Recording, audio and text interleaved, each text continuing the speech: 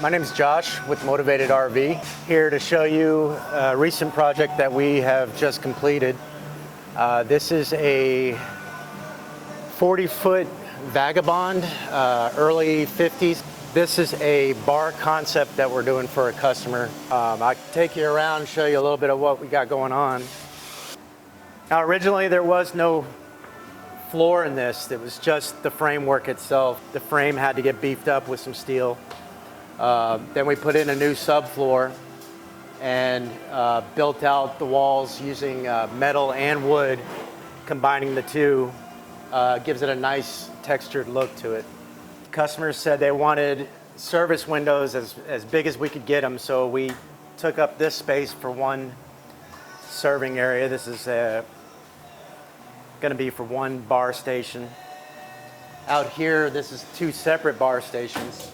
They're going to add some sinks and then their bar layout in the back here.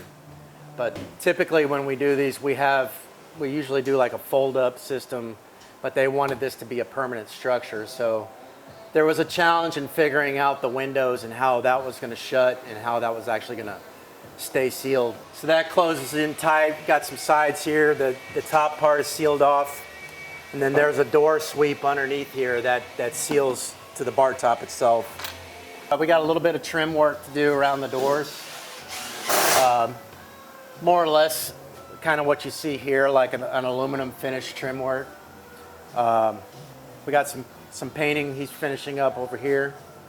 It's actually best to have it bare bones, because that way we can easily redo the electrical if we need to. We can actually see what's going on with the framing of the trailer.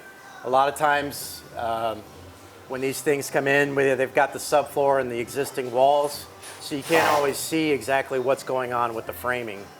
You know, sometimes there's cracks, rust. I mean, rodents get into this stuff and do all kinds of damage internally. So in my opinion, it's best to come bare bones. That way you can kind of start from scratch and build up from that.